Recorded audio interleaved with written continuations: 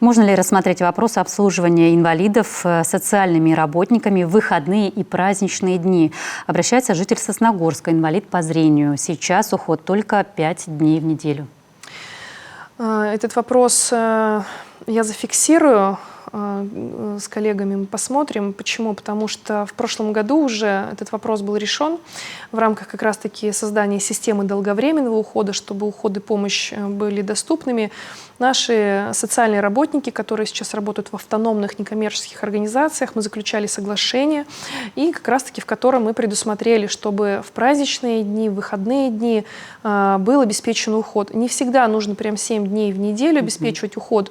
Может быть, как раз-таки в будние дни не потребуется этот уход, а вот именно в выходные дни, когда не будет там соседей, либо родственников, как правило, кто-то еще помогает пожилому человеку, чтобы вот такой уход был обеспечен.